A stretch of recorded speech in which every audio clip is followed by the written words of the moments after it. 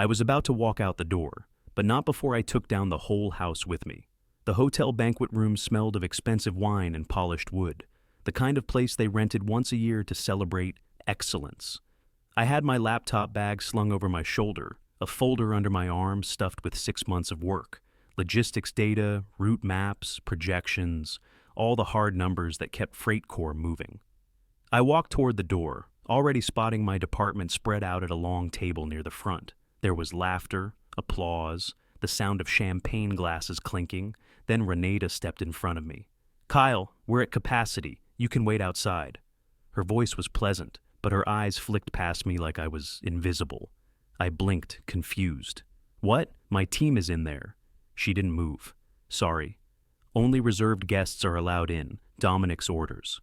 Behind her, I saw Cody, the Ivy League intern who had been at Freight Corps all of 3 weeks, laughing with Dominic like they were old friends. Cody had my framework on the table in front of him. My framework. The one I had built night after night, weekends spent staring at spreadsheets until my eyes burned. I spotted a plaque sitting on the podium.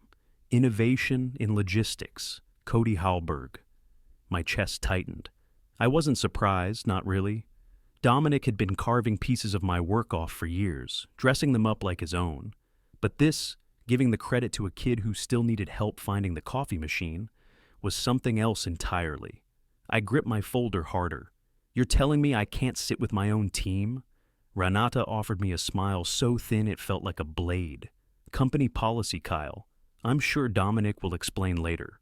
I glanced around the room. There was a seat open, but not for me.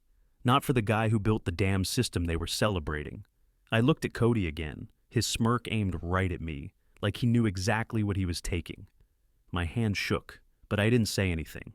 Instead, I stepped back into the hallway. I put the folder down on a side table, opened my laptop, and connected to the hotel Wi-Fi. My cursor hovered over the send button. My heart was pounding, but my head was clear. One click, and every manager, director, and board member in the company would have the files. The timestamps, the original code, the proof that every innovation they'd just toasted belonged to me. I hit send. Within seconds, I heard it. A wave of phones buzzing inside the banquet room, the laughter stalling like someone had pulled the plug. If I'd left then, maybe none of this would have happened. But I stayed. And that was my first mistake. I joined Freight Corps fresh out of grad school, clutching dual MBAs like they were my golden ticket, one in operations, the other in systems engineering. I was 28, hungry, and stupid enough to think that hard work would always be rewarded. On my first day, I walked through those glass doors with the kind of optimism you only have before life grinds it out of you. The first year, I did everything they said couldn't be done. I cut inventory losses by a third, 33% to be exact. I tore apart the route optimizer and built it back up from scratch, shaving hours off every delivery schedule. And then I caught a software bug that could have cost us our biggest account, a mistake so deep in the system that IT swore it was unsolvable. I fixed it. When I brought it to Dominic, our department head, he barely looked up from his phone. "Good work, Kyle," he said, like he was tossing a bone to a dog. "Keep it up." That was it. No raise, no promotion, no recognition, just a pat on the head and another pile of urgent reports dropped on my desk. The thing about people like Dominic, they don't hate hard work. They just want credit for it. 6 months later, I built a predictive model for port delays, a system that used live data from shipping lanes and weather patterns to forecast bottlenecks before they happened. It wasn't perfect, but it was damn close. The day I presented it to the team, Dominic nodded thoughtfully. "Interesting concept," he said. "I'll think on it." 2 weeks later, he presented my model at an executive strategy session. His name was all over the slides. He didn't even bother changing the color scheme. When I cornered him about it, he smirked like it was a friendly misunderstanding. "Look, Kyle, you're good with numbers. I had the concept. You just made it real." "No, I built it," I said. My voice shook, not because I was scared, but because I was trying not to scream. Dominic shrugged. "Company time, company tools. You want to keep climbing? Don't make waves." That night, I didn't sleep. I typed up a detailed report and marched into HR the next morning, ready to fight. Eleliana, the HR manager, didn't even flinch. "Kyle, If this model was developed on company hours using a company laptop, it's company property. Intellectual ownership doesn't really apply here. I stared at her. So Dominic can just... That's how it works, she cut me off, her tone soft but final. If you want credit, make sure your contributions are documented by your supervisor. My supervisor, Dominic, the guy who'd just stolen my work. I walked out of that office with my hands balled into fists. I could have quit then, I should have, but instead, I told myself it was just one bad hit, that the next project would be different. I was wrong. What I didn't know was that this was only the first slap, and there were plenty more coming. I went home that night and didn't sleep. Not out of sadness, out of planning. 6 months before the banquet, I built something that could have redefined the company, a logistics redesign so sharp and efficient it felt like cracking a secret code. I poured everything into it, nights spent eating cold takeout, weekends lost to whiteboards and late-night simulations. It wasn't just a project. It was my proof that I was more than the background guy crunching numbers. When the quarterly strategy meeting rolled around, I was ready. I printed the folder myself, laid out the framework in clean diagrams and bulletproof math. I was halfway through setting up when Dominic strolled in, coffee in hand, and clapped me on the shoulder like we were buddies. "Let me see what you've got," he said, flipping through the pages. He gave it maybe 20 seconds before nodding, like he'd just skimmed a menu. "We're pressed for time," he announced as the meeting started. "I'll hit the highlights." I sat there, watching in disbelief as he butchered months of work in less than 2 minutes. He skipped the predictive load balancing feature, skipped the dynamic rerouting model, all of it. He just mumbled something about ongoing analysis and shoved the folder aside like it was an afterthought. "We'll need further review," he said, his tone dismissive but calculated. That was his move. Strip you down in public, then quietly take your work when no one was looking. 3 weeks later, I was sitting in the back of the conference room when Cody, the intern who still asked me how to convert files to PDF, stood up to present his innovative framework. I froze. It was my system, not just the concept. Every diagram, every model, every line of logic, all of it, watered down, renamed, and wrapped in flashy buzzwords that made it sound like something out of a TED Talk. Dominic sat front and center, nodding like a proud father. "Great initiative," he said, his voice carrying across the room. "This is exactly the kind of thinking we need around here." People clapped. I felt like I was watching my own funeral. I cornered Dominic afterward. "What the hell was that?" He didn't even blink. "Relax, Kyle. We're all on the same team." That's my system. Cody put a nice spin on it. Fresh perspective. It's called collaboration. He smirked, like this was a game I didn't know how to play. That night, I stared at my laptop until the clock hit 3 a.m. But not because I was sad or defeated. Something had snapped, but not in the way Dominic wanted. They weren't just stealing my work anymore. They were replacing me. Cody had become the golden boy, Dominic's boss's nephew, the intern with a fast-track ticket to success. Within a month, Cody was hired full-time. The company announced a strategic investment of millions into his project. My project. I sat there in the Monday briefing as Dominic handed Cody the floor, my face blank, but my thoughts on fire. I wasn't going to complain again. I wasn't going to knock on HR's door like some desperate rookie. No, I was going to burn this place down. If the company wanted to act like we didn't matter, they'd find out just how much we did. I started small.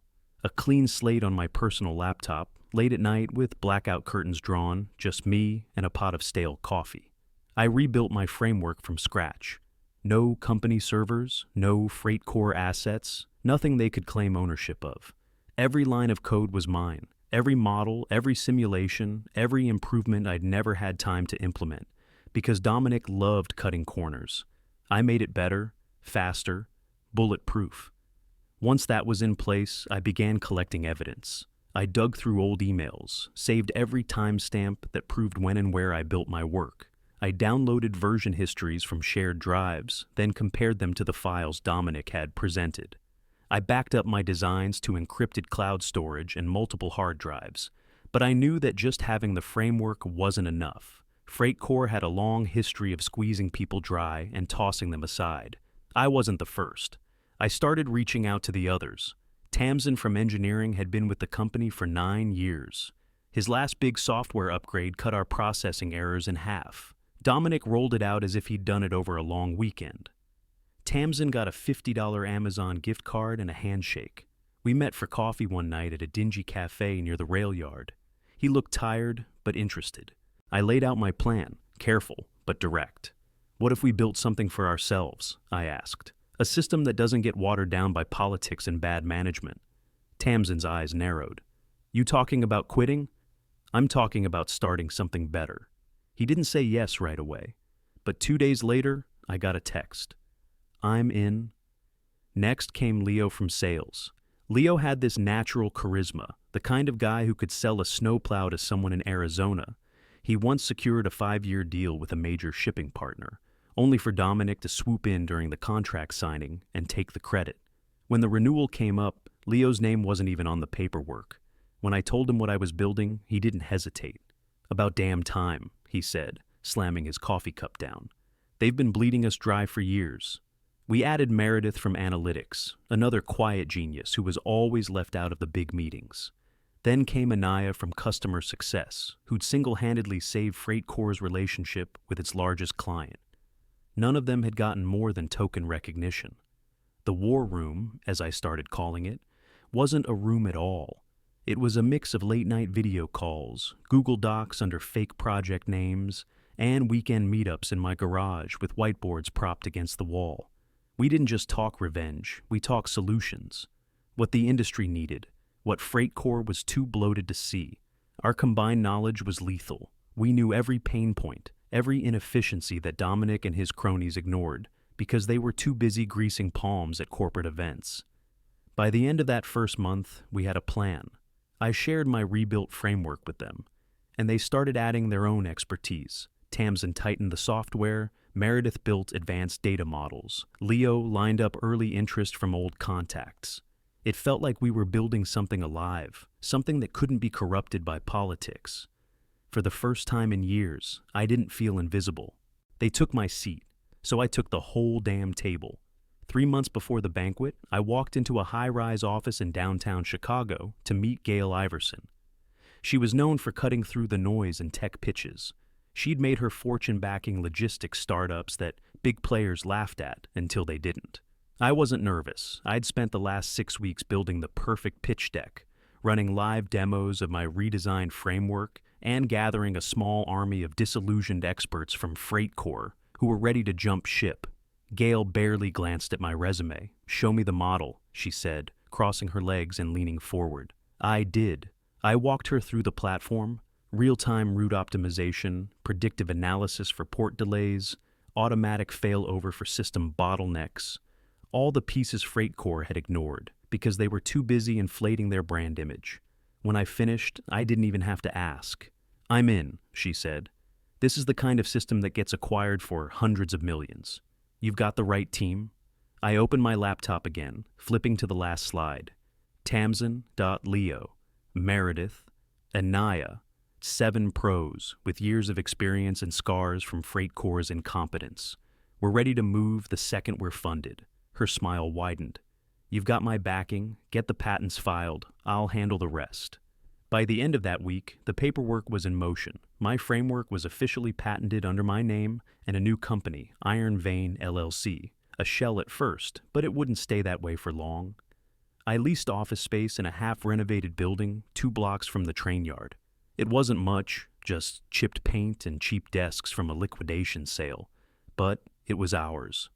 We spent those next weeks in a whirlwind of late nights and strategy calls, while Dominic and Cody strutted around at FreightCor, taking victory laps with my work. We were quietly recruiting talent. People from engineering, data, and even customer service who'd had enough of corporate theft and politics. The war room was no longer just a side project. It was a company waiting to launch. The turning point came when Leo pulled in 5 major clients.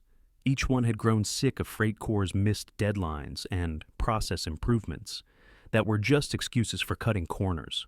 We signed them under NDAs and lined up trial runs of our system. The results spoke for themselves. Faster delivery times, lower costs, fewer breakdowns. Every client nodded the same way. When you're ready, we're ready. It was like watching a fuse burn toward an explosion. I'd spent years being invisible, but now everything was lining up.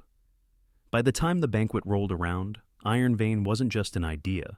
It was fully funded, patented, and primed with clients who were ready to jump. I had a press release queued up, detailing our launch and calling out the outdated practices FreightCor had been hiding under layers of marketing fluff.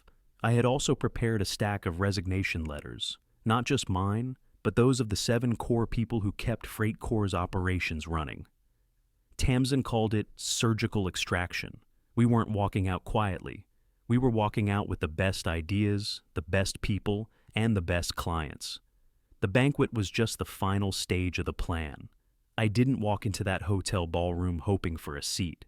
I walked in with the power to dismantle their house of cards. As Ranata stood at the door, telling me there was no space, I almost laughed. They'd left me out of their little celebration, and in return, I'd built something they couldn't buy back. The laptop in my bag didn't just hold my emails and evidence. It held the press release, the patent notices, and every signed contract from clients ready to move with us. I wasn't just walking away from FreightCor, I was taking their future with me. They tried to buy me back, but it was too late. The moment I stepped out of the banquet hall, my phone began to buzz like it had a pulse. Emails, texts, calls, they came in a flood. The first wave was confusion. What is this? Kyle, what are you doing? We need to talk. Then panic started to set in. I could imagine the scene in that banquet room. Dominic's smug grin collapsing as he opened the files I'd sent. Proof that every piece of data, every system enhancement, every innovation Cody had just been awarded for was mine. The resignation letters from Tamsin, Leo, Meredith, and the others were timed perfectly, hitting inboxes like detonations. It wasn't just me leaving, it was the backbone of FreightCor walking out in unison. By the time I reached the parking garage, my phone had 26 missed calls. Renata's message blinked on the screen. Whatever they offered, we'll double it. Just come back. Please. The elevator doors opened, and there was Vincent, the VP of Operations, running toward me like his life depended on it. His tie was loose, sweat rolling down his forehead. He looked less like an executive and more like someone who'd just learned their house was on fire. "Kyle, wait," he gasped, blocking my path. "We need to talk." I stopped, calm as a statue. "An hour ago, I wasn't even worth a chair," I said. He flinched but pushed on. "Listen, I don't know what's going on here, but we can fix this. Whatever Dominic did..." I cut him off, stepping closer. "You mean the years of stealing, the promotions he handed to his drinking buddies, the way he paraded Cody around like a golden boy while using my work as his personal ladder?" Vincent swallowed hard. "I can make this right. We'll get HR involved. It's too late for that." His phone buzzed, and I caught a glimpse of the screen. CEO, HR, operations. Everyone was in full-blown panic mode. The company had no idea that Iron Vein existed, or that 5 major clients were already prepared to walk away from their contracts. "You don't get it, Vincent," I said quietly. "I'm done playing the game. I built something better, and while you're all busy scrambling to figure out who to blame, I'll be building the future you threw away." I walked past him, my footsteps echoing in the stairwell. He didn't follow. Maybe he couldn't. By the time I hit the bottom floor, my phone was still lighting up. Dominic called, then again, then a text. "We can work this out. You're overreacting."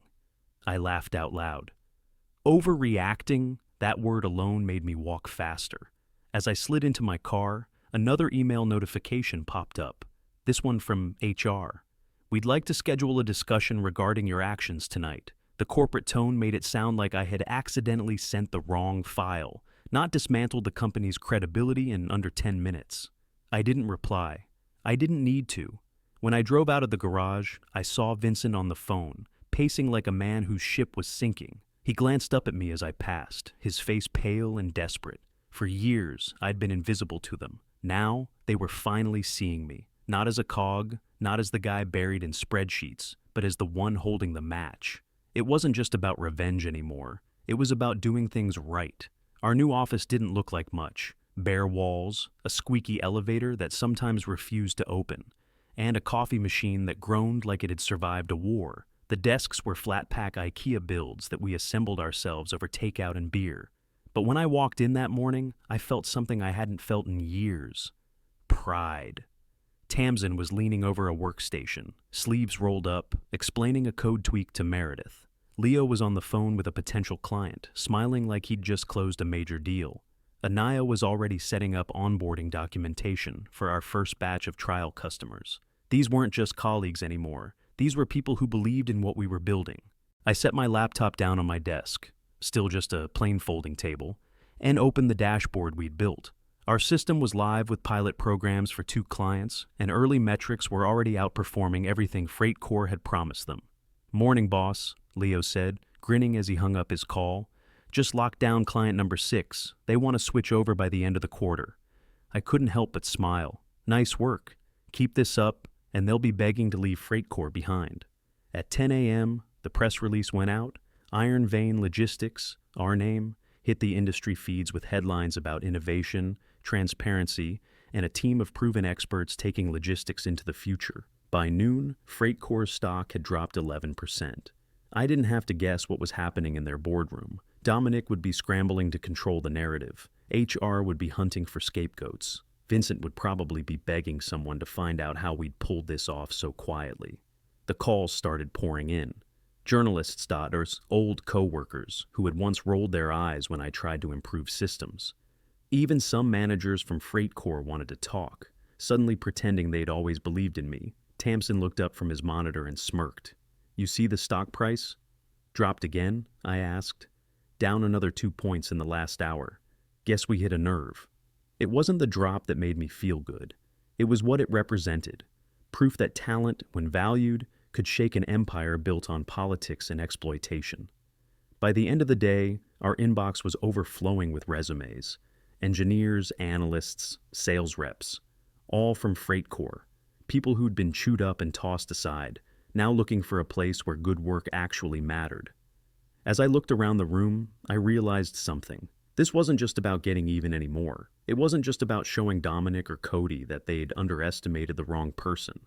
It was about creating the kind of company I'd always wanted to work for. One where ideas weren't stolen and credit wasn't a weapon. We weren't just building a team, we were building a future. The old guard tried to scare me back into line. But the power balance had flipped. It was late, almost midnight, when my phone rang. The caller ID made me pause. Preston Fulton, chairman of FreightCor's board. I hadn't heard his voice since my 3rd week at the company, back when he'd given a dry speech about legacy and synergy that made half the room yawn. I answered anyway. "Kyle," he said, his tone calm but sharp, like a lawyer rehearsing for court. "We're going to sue you. You're in breach of contract. We own anything you developed while employed here." I leaned back in my chair, glancing at the team still working in our new office. Tamsin was debugging the back end. Meredith was sketching analytics dashboards on a whiteboard. They didn't even notice the call. I smiled. "You sure about that?" There was a pause. "What do you mean?" I hit record on my phone and set it on the desk. "Everything you think you own?" I rebuilt it from scratch, on my own time, on my own laptop, using nothing tied to FreightCor. I filed patents months ago. You might want to talk to your legal team before threatening me again. Patents don't matter if... "Oh, they matter," I cut him off. "And so do the contracts your company failed to honor. I have documented evidence of FreightCor missing KPIs, breaching client service agreements, and misrepresenting performance. Your lawyers want that dragged into court?" The silence stretched. I could almost hear him grinding his teeth. "You don't understand the gravity of this situation," he said finally, his voice slipping into something darker. "We can make this ugly, very ugly." I chuckled softly. "Preston, this call is being recorded. If you want to keep bluffing, go ahead.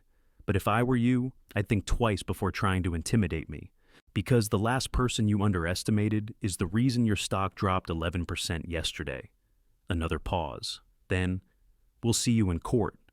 "No," I said. "You'll see me in the headlines." I ended the call and stared at my phone for a moment. It felt good, not just because I had cornered him, but because I didn't feel small anymore. For years, I'd been the guy who swallowed every insult, who let Dominic and the rest of them take whatever they wanted. Not anymore. Meredith looked over. Was that who I think it was? Yeah, I said. He's bluffing. Good, she replied, going back to her whiteboard. Let him sweat. That night, as I closed my laptop and looked around the half-finished office, I realized something important. FreightCor was still playing defense. We were already 10 steps ahead. They finally gave me the recognition I always wanted. Too late. 6 months after Iron Vein launched, our office no longer looked like a startup holding its breath. The walls were painted, the cheap desks replaced with something solid, and the coffee machine actually worked without making death rattles. We had clients lined up for months, and every week brought another inquiry from a company looking to cut ties with FreightCor. That's when Vincent showed up. I was reviewing a new client proposal when I saw him standing in the lobby, looking like he hadn't slept in days. His suit was wrinkled, his tie crooked, and there was a kind of heaviness in his shoulders that I had never seen before. "Kyle," he said when I walked out to greet him. His voice was low, almost defeated. "Can we talk?" I crossed my arms. "Last time you chased me, you said I couldn't just leave. Funny how things change." He sighed, pulling a folder from his briefcase. "I'm not here to fight. I'm here with an offer. From the board." I opened the folder. It was all there. A buyout offer for Iron Vein, equity options, and a shiny new title, Chief Innovation Officer of FreightCor. The number on the page was staggering. "We've restructured," Vincent said, rubbing the back of his neck. "Dominic's gone, HR's been gutted. The CEO's finally listening to the people who actually make things happen. We want you back, this time on your terms." I glanced past him to the glass wall of our conference room. Inside, Tamsin and Meredith were mapping out a new AI-driven routing system, while Leo was on a call with yet another prospective client. These were the people who had believed in me when no one else did. "Back then," I said, "I asked for a seat at the table. You couldn't even give me a folding chair." Vincent's eyes dropped. "We made mistakes, big ones.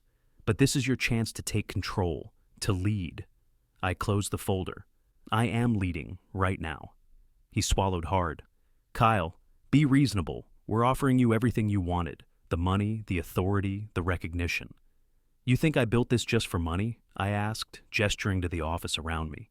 "You think I walked away just to come crawling back when you finally noticed my value?" "No, Vincent. You had your chance. You blew it." The words hung between us like a closing door. Vincent's face fell, and for a moment he looked older, like the last 6 months had aged him by years. "If you change your mind," he started, but I was already walking back to my team. "Not interested," I said over my shoulder. 1 year later, I wasn't just back. I was center stage. The Logistics Tech Conference in Dallas was the biggest event in the industry. A year ago, I'd been standing outside a locked banquet hall, watching my work paraded under someone else's name. Now, as I walked onto that stage, all I could see were the faces of the people who had once dismissed me. Board members, FreightCor managers, even Cody sitting in the back row. No longer the golden boy, but just another faded name tag. I started with their own words. "You can wait outside." The crowd shifted, some recognizing the phrase, others waiting to see where I'd go with it. I smiled. That's what I was told when I tried to bring new ideas to the table, when I worked late nights to solve problems and was told to keep quiet because I didn't fit the picture they wanted to paint. But here's the thing about telling someone to wait outside. Eventually, they build their own table. There was a pause, then applause, slow at first, but growing. I didn't gloat. I didn't even mention FreightCor by name. I didn't have to. Everyone already knew what had happened to them. The plummeting stock, the mass client exodus, the headlines about a company losing its talent to a startup they'd underestimated. Instead, I talked about Iron Vein, about how we built a system that wasn't about cutting corners or hoarding credit, but about transparency and real results. I talked about the power of valuing the people who do the work, not just the people who talk the loudest. Behind me, the screen lit up with our metrics: faster delivery routes, higher client retention, record-breaking efficiency gains. The numbers spoke louder than any insult I could have thrown back at my old company. As I looked out over the audience, I caught sight of Tamsin and Meredith sitting in the front row, their faces lit up with pride. Leo was in the second row, already taking calls from potential clients who wanted to talk before the conference ended. This wasn't just my victory, it was ours.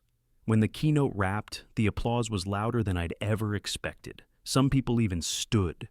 I stepped back from the podium and let out a slow breath, realizing how far I'd come from that night outside the banquet room. I didn't build Iron Vein just to prove a point. I built it because I was done waiting for someone else to decide I was worth listening to. As I walked off the stage, a few reporters rushed forward, asking about our next steps. I smiled and said, "We're just getting started." And for the first time in my career, I didn't feel like I was fighting for a seat. I'd built the table, and there was room for everyone who deserved it.